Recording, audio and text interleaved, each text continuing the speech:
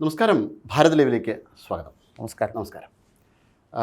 News 10 Ki Baat voters vibe സർവേകൾ ഉത്തർപ്രദേശ് ഉത്തരാഖണ്ഡ് തെരഞ്ഞെടുപ്പിനെ ആധാരമാക്കി 2 സർവേകൾ പുറത്തു വന്നിരിക്കുകയാണ്. 2 സർവേകളിലും BJP അധികാരത്തിൽ എത്തുമെന്ന് തന്നെയാണ് പറയുന്നത്. പക്ഷേ ഒരു നേരിയ ഒരു ശതമാനത്തിൻ്റെ വർധനവ്, വോട്ട് ശതമാനത്തിൻ്റെ വർധനവ് കോൺഗ്രസ് ലഭിക്കും എന്ന് അഭിപ്രായപ്പെട്ടിട്ടുണ്ട്. UP-യിലും അതെ, അതോടൊപ്പം തന്നെ കോൺഗ്രസിനല്ല, അവിടെ UP-യിലാണെങ്കിൽ SP-ക്കാണ്. അപ്പോൾ ഈ തരത്തിൽ റിപ്പോർട്ടുകൾ പുറത്തു വരുന്നത് എന്താണ് ഇതിൻ്റെ ഒരു രാഷ്ട്രീയ വിശദാംശങ്ങളിലേക്ക് നമ്മൾ കടന്നു കഴിഞ്ഞാൽ? ഇപ്പോൾ നമ്മുടെ കേരളത്തിലെ ഏറ്റവും പ്രമുഖമായ ഒരു BJP വിരുദ്ധ ചാനൽ ആണ് ഏഷ്യാനെറ്റ്. എൻ്റെ വൈപരീത്യം എന്താണെന്ന് വെച്ചാൽ BJP സംസ്ഥാന പ്രസിഡൻറ്റിൻ്റെ ഉടമസ്ഥതയിലുള്ള ചാനൽ കൂടിയാണത്. ആ ചാനലാണ് ഇന്നിപ്പോൾ രാവിലെ ഈ വാർത്ത ആദ്യം പുറത്തുവിട്ടിരിക്കുന്നത്.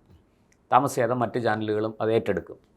അത് ഈ സർവേ ഫലത്തെ ഈ കണക്കുകളിലെ കളികൾ വളച്ചൊടിച്ചുകൊണ്ട് എങ്ങനെയെങ്കിലും ഈ പ്രീ പോൾ സർവേയിലെങ്കിലും BJPയെ തോൽപ്പിക്കാൻ കഴിയുമോ എന്നാണ് കേരളത്തിലെ മാധ്യമങ്ങൾ ഊണും ഉറക്കവും കളഞ്ഞ് ഓവർ ടൈം പണിയെടുത്തുകൊണ്ടിരിക്കുന്നത്. അല്ലാതെ അവർക്ക് വസ്തുതകൾ എന്താണോ അത് ജനങ്ങളിലേക്ക് എത്തിക്കാനല്ല. ഇപ്പോൾ ഈ വോട്ടേഴ്സ് വൈബിൻ്റെ ഈ സർവേ ഫലം പറയുന്നത് 42% UP-യിലെ സർവേയിൽ 42% പേർ യോഗി ആദിത്യനാഥ് മുഖ്യമന്ത്രിയായി കാണണം എന്നാഗ്രഹിക്കുന്നവരാണ്. 38% പേർ അഖിലേഷ് യാദവ് മുഖ്യമന്ത്രിയായി കാണണം. പക്ഷേ ന്യൂസ് 10 കി ബാത്തിൽ 40-ഉം 27-ആണ് കേട്ടോ. 27-ആണ് അഖിലേഷ് യാദവിന്, മറ്റത് 40%. അല്ല, അത് ഞാൻ പറഞ്ഞല്ലോ, പല സർവേകളുണ്ട്. ഞാൻ പറഞ്ഞത് വോട്ടേഴ്സ് വൈബിൻ്റെ സർവേയെ കുറിച്ചാണ്. നമുക്ക് ഇവർ ഏഷ്യാനെറ്റ് ആശ്രയിച്ചിരിക്കുന്ന സർവേയെക്കുറിച്ച് തന്നെ നമുക്ക് പറയാം. നമ്മൾ മനസ്സിലാക്കേണ്ടത് അപ്പോഴും 4% വ്യത്യാസമുണ്ട്. നോക്കൂ, അവിടെ എങ്ങും കോൺഗ്രസ് ചിത്രത്തിൽ പോലുമില്ല. അവിടെ SP-യെക്കുറിച്ചാണ് അവർ പറയുന്നത്, സമാജ്വാദി പാർട്ടിയെക്കുറിച്ചും അഖിലേഷ് യാദവിനെക്കുറിച്ചുമാണ് പറയുന്നത്. പക്ഷേ ഏഷ്യാനെറ്റ് വാർത്ത വരുമ്പോൾ അത് രാഹുൽ ഗാന്ധിയുടെയും കോൺഗ്രസിൻ്റെയും ഒക്കെ ഒരു വിജയമായിട്ട് വരുത്തി തീർക്കാനുള്ള പരിശ്രമമാണ്. പിന്നെ ഇതിനകത്ത് ഈ ജെൻസി ജെൻസി ഫാക്ടർ അതിനെ കൊണ്ടുവരാനുള്ള ഒരു വിഫല ശ്രമവും നടത്തുന്നുണ്ട്. പക്ഷേ അവിടെ എൻ്റെ ഒരു ചോദ്യം, അപ്പോഴും നരേന്ദ്രമോദി എന്ന ഫാക്ടറിനെ അവരത് പ്രൊജക്റ്റ് ചെയ്ത് തന്നെ കാണിക്കുക. അതായത് നരേന്ദ്രമോദിയുടെ പ്രവർത്തനങ്ങളുടെ ഫലം, അല്ലെങ്കിൽ നരേന്ദ്രമോദിയോടുള്ള ഒരു പ്രതിബദ്ധത അവിടുത്തെ ജനങ്ങൾ അറിയിച്ചിട്ടുണ്ട്. ഈ 5000 പേരുടെ സാമ്പിൾ സർവേയാണ്. ന്യൂസ് 10 കി ബാത്തും വോട്ടേഴ്സ് വൈബ് രണ്ടും സർവേയും അവർ ഇങ്ങനെ പറയുന്നുണ്ട്. അതിൽ ഏറ്റവും അധികം ആൾക്കാർ നരേന്ദ്രമോദിയെ 2 സംസ്ഥാനങ്ങളിലും ആൾക്കാർ പുകഴ്ത്തിക്കൊണ്ടാണ് പറഞ്ഞിട്ടുള്ളത്. പക്ഷേ ഏഷ്യാനെറ്റിൻ്റെ വാർത്തയിൽ അങ്ങനെ വളരെ വിശദമായ പരാമർശങ്ങളൊന്നുമില്ല. നോക്കൂ, ഈ വളരെ കൃത്യമാണ്. ഒരു സംസ്ഥാനത്ത് ഇലക്ഷൻ നടക്കുമ്പോൾ നിലവിലെ ഭരണകക്ഷിയോടുള്ള വെറുപ്പ് അല്ലെങ്കിൽ അവരോടുള്ള ആനുകൂല്യം, ഇത് രണ്ടുമായിരിക്കും അവിടെ ഏറ്റവും കൂടുതൽ ചർച്ച ചെയ്യപ്പെടുക. ഇപ്പോൾ UP-യിൽ വളരെ പ്രധാനമായിട്ട് ഈ സർവേ നടത്തിയവർ തന്നെ പറയുന്നു, UP-യിലും ഉത്തരാഖണ്ഡിലും അതിൽ UP-യിലെ വിഷയം എടുക്കുമ്പോൾ അയോധ്യ ക്ഷേത്രക്കൊള്ള അതൊരു വലിയ വിഷയം തന്നെയാണ്. പക്ഷേ അത് വലിയ കാര്യമായിട്ട് 10% പേരെ അത് തിരഞ്ഞെടുപ്പിൽ പ്രതിഫലിക്കുകയുള്ളൂ എന്നാണ് ഈ സർവേയിൽ കൊടുത്തിരിക്കുന്ന വിവരം. അവിടെ എനിക്കൊരു സംശയം, ഇത് ജനങ്ങൾക്ക് യോഗി ആദിത്യനാഥിൽ മേലുള്ള ഒരു കോൺഫിഡൻസ് ആണ്. അതിപ്പോൾ നമ്മളിവിടെ ക്ഷേത്രത്തിൻ്റെ ശബരിമലയുടെ സ്വർണ്ണക്കൊള്ള വന്നു. ആ ശബരിമല സ്വർണ്ണക്കൊള്ള പിണറായി വിജയൻ്റെ തോൽവിക്കൊരു മെയിൻ ഫാക്ടർ. അതെ. പക്ഷേ അതേ സെയിം തിങ് സെയിം ടൈം ഉത്തർപ്രദേശിൽ അത് ഇമ്പാക്റ്റ് ചെയ്യുന്നില്ലെന്നാൽ യോഗി ആദിത്യനാഥിൻ്റെ പ്രവർത്തനങ്ങളിലെ ഒരു കോൺഫിഡൻസ് ആണോ ജനങ്ങൾക്ക്? വളരെ ക്ലിയർ ആണ്. ഇവിടെ സ്വർണ്ണക്കൊള്ള നടന്നു ശബരിമല ക്ഷേത്രത്തിൽ, എന്ത് നടപടി സ്വീകരിച്ചു? അതേസമയം അവിടെ എത്ര ക്യുക്കായിട്ടാണ് നടപടികൾ സ്വീകരിച്ചത്, എത്ര വളരെ ഭംഗിയായിട്ട് കാര്യങ്ങൾ കുറ്റവാളികളെ അറസ്റ്റ് ചെയ്തു, പ്രതികളെ നിയമത്തിൻ്റെ മുന്നിൽ എത്തിച്ചു, അങ്ങനെയൊക്കെയുള്ള ഒരുപാട് കാര്യങ്ങൾ അവിടെ നടന്നിട്ടുണ്ട്. ഇത് അതേസമയം നമ്മുടെ ഈ കേരളത്തിൽ ഈ പറഞ്ഞതുപോലെ ഒരു തരത്തിലുള്ള നടപടികളും, അല്ലെങ്കിൽ ഈ പറഞ്ഞ കുറച്ചുപേരെ അറസ്റ്റ് ചെയ്ത് ജയിലിൽ പാർപ്പിച്ചു, റിമാൻഡ് ചെയ്തു എന്നുള്ളതിൽ കവിഞ്ഞ് വേറെ ഒന്നും നടന്നിട്ടില്ല. അതവിടെ നിൽക്കട്ടെ, പോട്ടെ. അത് 10% ആൾക്കാരാണ് അതൊരു ഫാക്ടറാകും എന്ന് പറയുന്നത്. പക്ഷേ ഇപ്പുറത്ത് നമ്മൾ ചിന്തിക്കുമ്പോൾ ഈ പറഞ്ഞതുപോലെ നീറ്റ് എക്സാമിലെ ചോദ്യപേപ്പർ ചോർച്ചയെക്കുറിച്ചും രാജ്യമെങ്ങും നടക്കുന്ന പരീക്ഷാ ക്രമക്കേടുകളെക്കുറിച്ചും ചെറുപ്പക്കാർ വാചാലമാകുന്നുണ്ട്. പിന്നെ ഏഷ്യാനെറ്റും എനിക്ക് ഈ സർവേയിൽ അത് കൃത്യമായിട്ട് ഞാൻ അതിൻ്റെ സർവേയുടെ നെറ്റിൽ വന്നിരിക്കുന്ന രേഖകളെല്ലാം പരിശോധിച്ചില്ല. ഏഷ്യാനെറ്റ് പറയുന്നതനുസരിച്ചാണെങ്കിൽ 55% ചെറുപ്പക്കാർ അഖിലേഷ് യാദവിനെ പിന്തുണയ്ക്കുന്നു എന്നാണ്. എനിക്കത് അത്ര വിശ്വസിക്കാൻ പ്രയാസമുണ്ട്, ഏഷ്യാനെറ്റ് ആയതുകൊണ്ട് തന്നെ. പിന്നെ രണ്ടാമത് പ്രശാന്ത് രഘുവംശമാണ് ഈ വാർത്ത വിശകലനം ചെയ്യുന്നത്. എന്നിട്ട് അദ്ദേഹം പറയുന്നു 40 വയസ്സിനും 50 വയസ്സിനും മുകളിലുള്ള ആൾക്കാർ ഏതാണ്ട് 65% യോഗിയെ പിന്തുണയ്ക്കുന്നു എന്നാണ്. അപ്പോൾ ഈ കണക്കുകളൊക്കെ അങ്ങോട്ട് ഒരു പൊരുത്തപ്പെടുന്നില്ല. നോക്കൂ, ഈ 18 വയസ്സ് സാമ്പിൾ 5000 പേരുടെ സാമ്പിളാണ്. 5000 പേരുടെ സാമ്പിൾ മോർ ദാൻ ഇനഫ് ഒരു. പക്ഷേ ആ സാമ്പിൾ എടുക്കുന്ന സമയത്തുള്ള സ്ട്രാറ്റജി കറക്റ്റ് ആണോ എന്ന് പോലും നമുക്ക് വ്യക്തതയില്ല. കാരണം ഇവരുടെ സാമ്പിൾ മുമ്പ് പല തവണയും പാളിപ്പോവുകയാണ് ഉണ്ടായിരുന്നത്. അതിലെന്താണ് നമുക്ക് എല്ലാ പ്രീ പോൾ സർവേകളെയും നമുക്കൊരു 50% മാത്രമേ സാധ്യത കൽപ്പിക്കാൻ കഴിയുള്ളൂ. ഇവർ ഈ പറഞ്ഞതുപോലെ 1000-ഓ 2000-ഓ 5000-ഓ പേരെ കണ്ട് സമീപിച്ച് അവരിൽ നിന്ന് വിവരങ്ങൾ എടുത്തിട്ടാണ് സർവേ റിസൾട്ട് ഉണ്ടാക്കുന്നത്. അത് എല്ലായിടത്തും തെറ്റാനുള്ള സാധ്യതയുണ്ട്, ശരിയാകാനുള്ള സാധ്യതയുണ്ട്. നമുക്കറിയാം പല പ്രീ പോൾ സർവേകളും തെറ്റിപ്പോയതിൻ്റെതും ശരിയായതിൻ്റെയും അനുഭവം നമ്മുടെ മുന്നിലുണ്ട്. ഇവിടെ ഇപ്പോൾ നമ്മൾ മനസ്സിലാക്കേണ്ട കാര്യം യു പിയിൽ എന്താണ് അവിടെ തുടർച്ചയായിട്ട് ഇതിപ്പോൾ 10 വർഷം ഭരിച്ചു കഴിഞ്ഞു യു പി. ഇത് 10ാമത്തെ വർഷമാണ്. ഈ വർഷം ഏതാണ്ട് 2 മാസം കൂടെ കഴിഞ്ഞാൽ അവിടെ തിരഞ്ഞെടുപ്പ് പ്രവർത്തനങ്ങൾ ആരംഭിക്കും. അങ്ങനെയുള്ള യു പിയിൽ ഒരു കടുത്ത ഭരണവിരുദ്ധ വികാരമുണ്ട് എന്ന തരത്തിലുള്ള ഒരു സൂചനയും യു പിയിൽ നിന്ന് വരുന്നില്ല. സ്വാഭാവികമാണ്, ആദ്യത്തെ തവണ അതായത് 2017 യോഗി ആദിത്യനാഥിന് എത്ര മെറിറ്റ് കിട്ടിയോ അത്രയും മെറിറ്റ് 2022 കിട്ടിയിട്ടില്ല. കുറച്ച് സീറ്റുകൾ എണ്ണം കുറഞ്ഞു. അതെപ്പോഴും ഭരിക്കുന്ന കക്ഷിയോട് സ്വാഭാവികമായിട്ട് ജനങ്ങൾക്ക് ചില അപ്രീതികൾ ഉണ്ടാവും. അതിന് കാരണം ഉദ്യോഗസ്ഥരും പോലീസും ഒക്കെ പ്രവർത്തിക്കുന്നതിൽ ജനങ്ങൾക്ക് പരാതി ഉണ്ടാവുക സ്വാഭാവികമാണ്. പക്ഷേ അങ്ങനൊരു വലിയ തിരിച്ചടി, ഒരു വലിയ എതിർപ്പ് യോഗി ആദിത്യനാഥിനോടുണ്ട് എന്നതിന് എന്ത് തെളിവാണ് നമുക്ക് കൊടുക്കാൻ കഴിയുക യു പിയിൽ നിന്ന്? പ്രത്യേകിച്ചൊന്നുമില്ല. അവിടെ ഏറ്റവും കൂടുതൽ യോഗിക്ക് അനുകൂലമായൊരു ഘടകം ഞാൻ മനസ്സിലാക്കുന്നത് സ്ത്രീകൾക്കും കുട്ടികൾക്കും ഭയം കൂടാതെ പുറത്തിറങ്ങി നടക്കാൻ പറ്റും. പണ്ടത്തെ യു പി അങ്ങനെ ആയിരുന്നില്ല. നമുക്ക് നേരിട്ട് അനുഭവം ഉള്ളതാണ്. പഴയ യു പി എന്ന് പറഞ്ഞാൽ വൈകിട്ടൊരു 6-6:30 മണി കഴിഞ്ഞാൽ പെൺകുട്ടികൾക്ക് വീട്ടിന് പുറത്തിറങ്ങാൻ ഭയക്കണം. സ്ത്രീകൾ ജോലിക്ക് പോയിട്ട് വരുന്ന സ്ത്രീകൾ ഒക്കെ ഭയക്കണം. അവർ അത്ര സുരക്ഷിതമല്ലാത്ത ഒരു യു പി ആയിരുന്നു. പക്ഷേ ഇന്നങ്ങനെയല്ല. ഇന്ന് അവിടെ സ്ത്രീകൾക്കും കുട്ടികൾക്കും എതിരായിട്ടുള്ള അട്രോസിറ്റീസ്, അതിൻ്റെ കണക്ക് നമ്മൾ എടുത്തു നോക്കിയാൽ എണ്ണം കുറഞ്ഞു വരികയാണ്. വലിയ രീതിയിൽ പോലീസ് അതിൻ്റെ എല്ലാ എന്താ പറയുക, അതിൻ്റെ അന്തസ്സോടും അഭിമാനത്തോടും കൂടി അവരുടെ ജോലി നിർവഹിക്കുന്നതിൽ ഏറെ മുന്നോട്ട് പോയിരിക്കുന്നു. അത് യു പിയിൽ വന്ന ഒരു വലിയ മാറ്റമാണ്. പിന്നെ യു പിയിൽ പറയാനായിട്ട് ഇപ്പോൾ ഈ സർവേയുടെ ഭാഗമായിട്ട് തന്നെ ഏഷ്യാനെറ്റ് പറയുന്നതനുസരിച്ച് ആണെങ്കിൽ തൊഴിലില്ലായ്മ ഒരു വലിയ പ്രശ്നമായിട്ട് ചെറുപ്പക്കാർ പറയുന്നു എന്നാണ് ഇവർ പറയുന്നത്. പക്ഷേ ഞാൻ അതിൻ്റെ കണക്കുകളിലേക്ക് വിശദമായിട്ട് പോകുന്നില്ല. ഞാനൊരു സൂചന തരാം. നോക്കൂ, എത്ര ആയുധ നിർമ്മാണ സ്ഥാപനങ്ങളാണ് യു പിയിൽ ആരംഭിച്ചിരിക്കുന്നത്. ബ്രഹ്മോസിൻ്റെ അടക്കം എത്ര ആൾക്കാർക്കാണ് ഇപ്പോൾ പുതുതായിട്ട് തൊഴിൽ, അതായത് ഈ പൊതു സ്വകാര്യ പങ്കാളിത്തമാണ് യു പിയിൽ. അല്ലാതെ കേവലം ഗവൺമെൻറ് മാത്രമായിട്ടോ അല്ലെങ്കിൽ സ്വകാര്യ മേഖല മാത്രമായിട്ടോ അല്ല യു പിയിൽ ഈ സംരംഭങ്ങൾ ആരംഭിച്ചിരിക്കുന്നത്. അവിടെ പൊതു സ്വകാര്യ പങ്കാളിത്തത്തോടുകൂടി ഗവൺമെൻറ്റിന് ഷെയറുണ്ട്, സ്വകാര്യ സംരംഭങ്ങൾ, സ്വകാര്യ കമ്പനികളുണ്ട്. ഇവർ ഒരുമിച്ച് ചേർന്നുകൊണ്ടാണ് ഈ ആയുധ നിർമ്മാണത്തിൽ വളരെയധികം മുന്നോട്ട് പോയിരിക്കുന്നത്.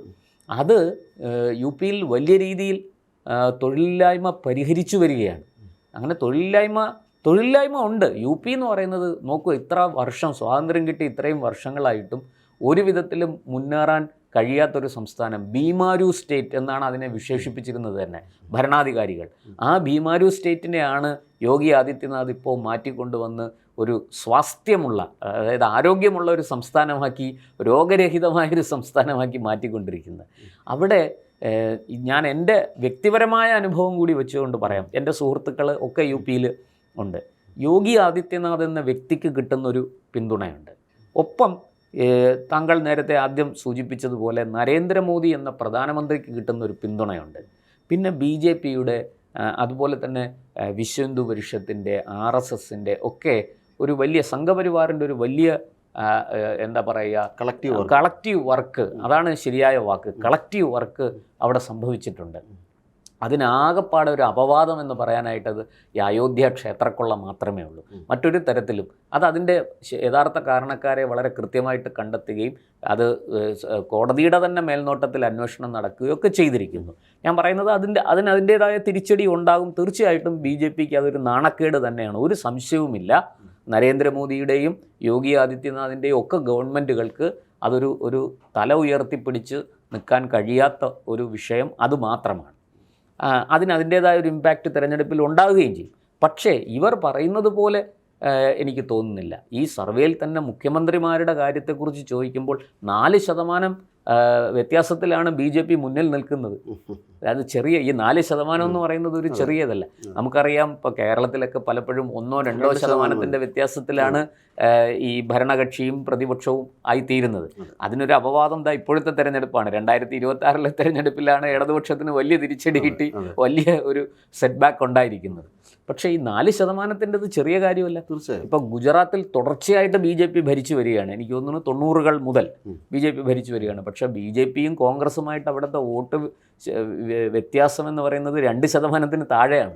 അപ്പോൾ അവിടെ കോൺഗ്രസ് ഇപ്പോഴും ശക്തമായിട്ട് നിലകൊള്ളുന്നു എന്നാണ്. ഇവിടെ അതേസമയം UPയിൽ 4%-ൻ്റെ വ്യത്യാസം പറയുകയാണ്.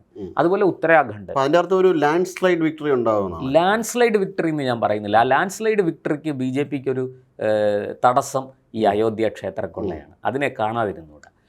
അതേസമയം ഉത്തരാഖണ്ഡിലേക്ക് വരുമ്പോൾ ഉത്തരാഖണ്ഡിലും പറഞ്ഞതുപോലെ BJPക്ക് അവിടെ ഒരു ഭരണവിരുദ്ധ വികാരം BJPയെ അവിടെ തീർച്ചയായിട്ടും ബാധിക്കും എന്നുള്ള കാര്യം ഉറപ്പാണ്.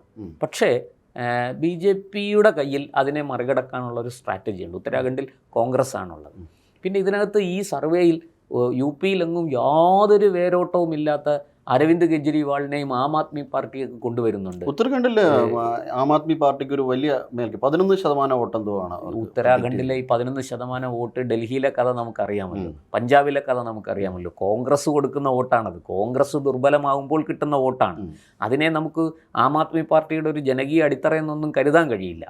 അത് അങ്ങനെ കരുതണമെങ്കിൽ ഇനി ഏറെ ദൂരം ആം ആദ്മി പാർട്ടി മുന്നോട്ട് പോകേണ്ടതുണ്ട്. എനിക്കത് അങ്ങനെ തോന്നുന്നില്ല.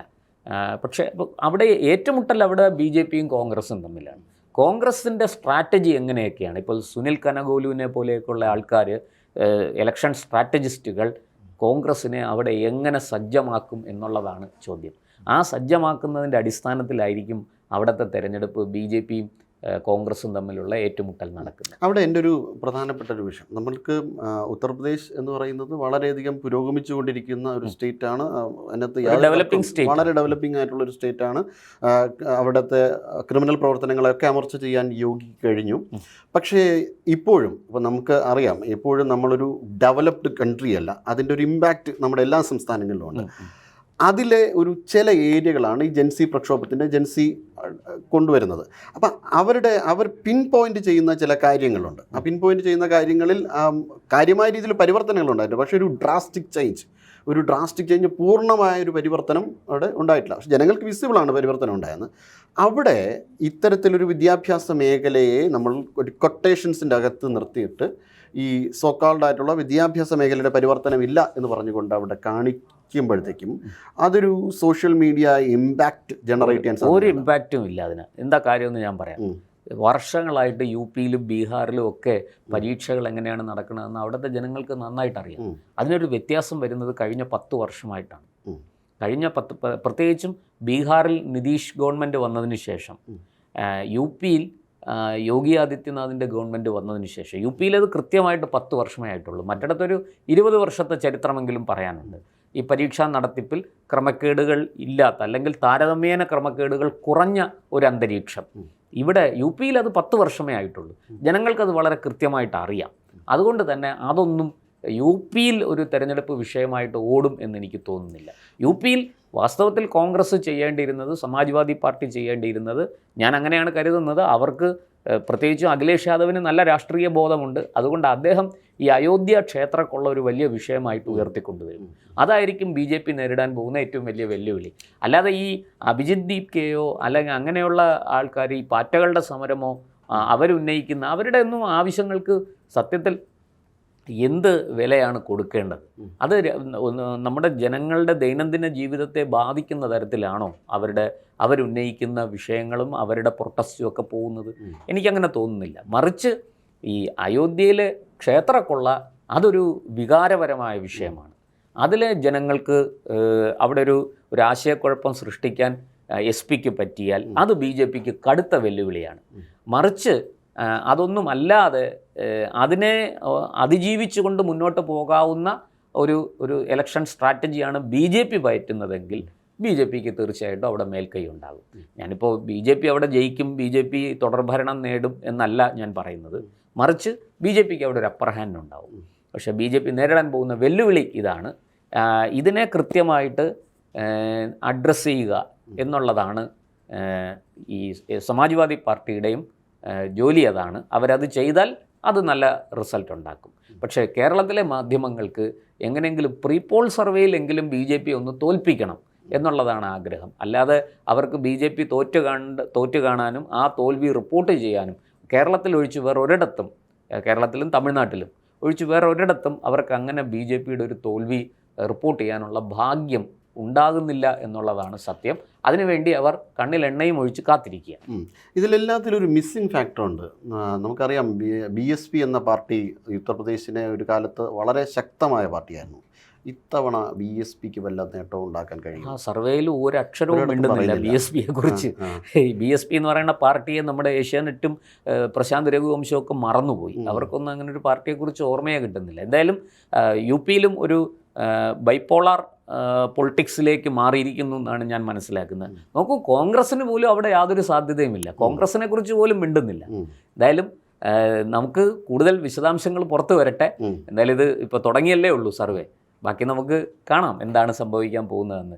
ഒരു കാര്യം വ്യക്തമാണ്, BJP പതിവില്ലാത്ത ഒരു വെല്ലുവിളി UP-യിൽ നേരിടും എന്നുള്ള കാര്യം തീർച്ചയാണ്. അതിന് കാരണം ഈ അയോധ്യ ക്ഷേത്രക്കൊള്ളയായിരിക്കും എന്നാണ് എൻ്റെ വിലയിരുത്തൽ. തീർച്ചയായും വോട്ടേഴ്സ് വൈബിൻ്റെയും ജൻ കി ബാത്തിൻ്റെയും സർവേകൾ പുറത്തു വരുമ്പോൾ ജനം ഏറ്റവും ഉദ്യോഗജനകമായ രീതിയിൽ ഉത്തർപ്രദേശിലേക്കും അതോടൊപ്പം തന്നെ ഉത്തരാഖണ്ഡിലേക്കും നോക്കി നിൽക്കുകയാണ്. എന്തായാലും കൂടുതൽ വിശദാംശങ്ങൾ വരുന്നതിനനുസരിച്ച് പ്രേക്ഷകരുമായിട്ട് ചർച്ച ചെയ്യാം. നമസ്കാരം.